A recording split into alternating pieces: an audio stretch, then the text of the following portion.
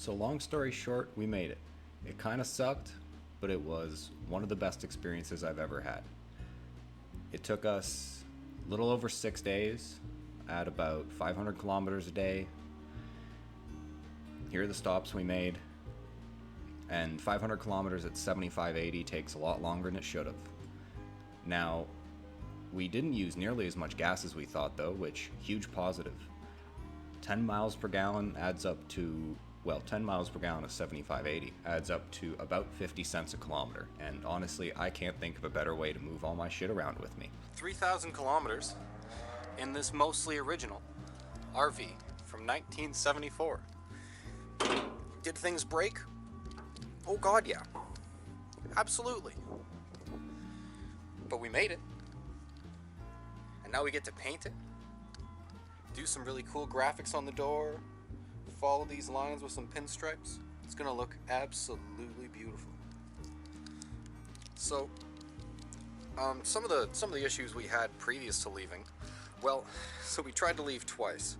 The first time, the previous, or I don't know who did it. Somebody it's pretty old. Somebody who's had this before wired in an amp gauge for the output of the alternator. Right now, they wired it from the output of the alternator to the battery and stuck the gauge in the middle of one continuous wire, and they didn't put a fuse in it. So I bought, and this is now the second alternator we've purchased for this vehicle, but the first one,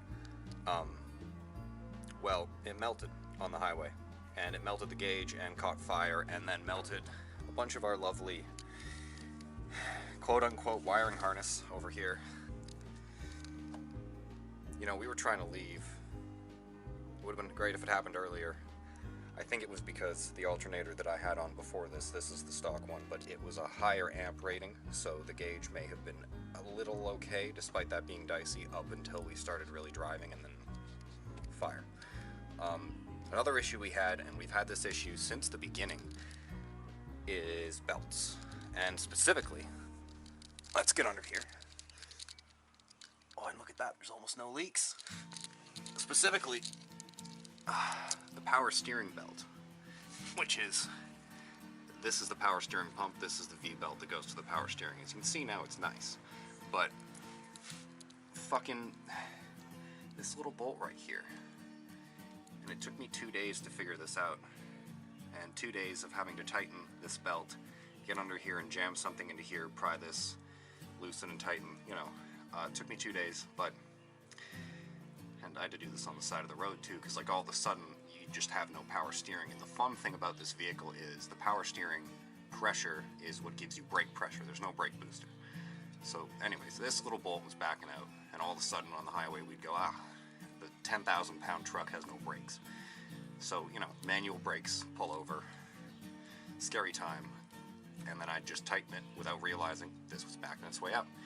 And thankfully it didn't get all the way out, but it was really, really loose. Ended up tightening it, and now the belt stays tight. That, however, cost us probably $100 in belts because it kept fucking blowing.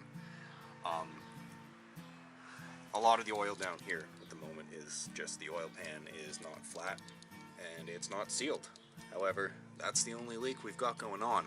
There was a pretty ridiculous power steering leak about one of these. This is a little T-junction that goes down the steering rack, and I mean, it was really bad, but we fixed that. Still don't have a horn.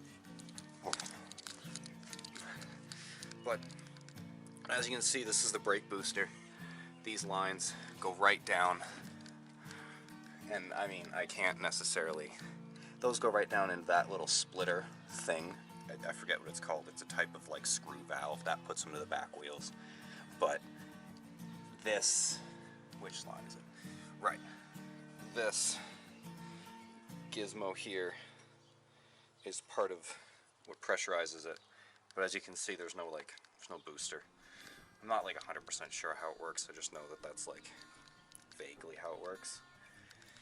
But aside from that, aside from having to tow the RV back after driving 100 kilometers because we thought it broke, and then thinking we wouldn't make it any further, and then leaving for the second time from Innisfil, and then we Christ, it was like 39 degrees, so we overheated on the highway.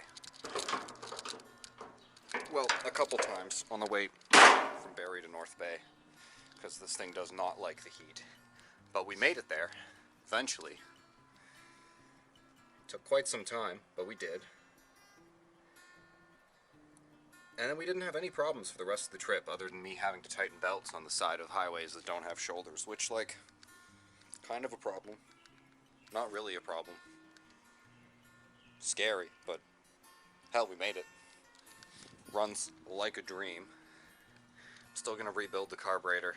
I'm still gonna redo a bunch of little things here and there, but for the most part, we made it.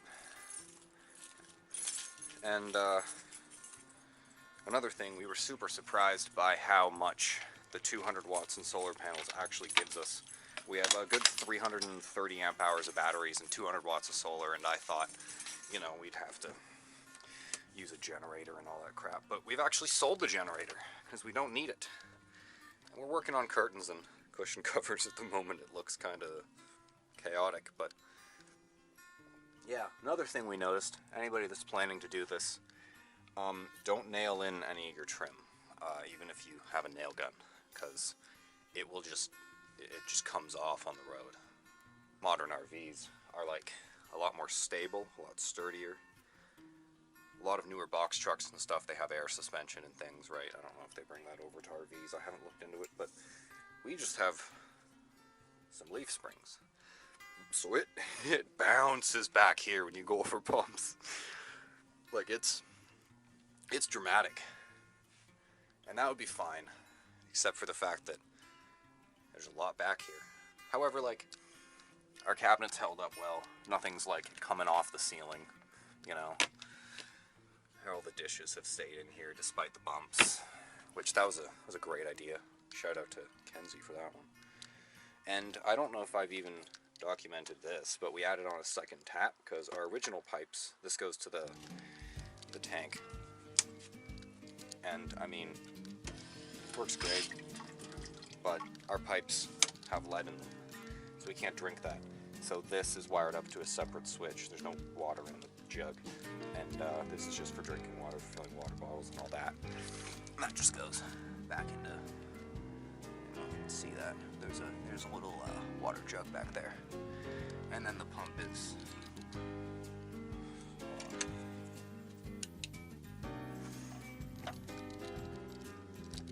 pump's up there. Really simple. Just cut a hole in the jug and measure out your hose and stuff it in the jug.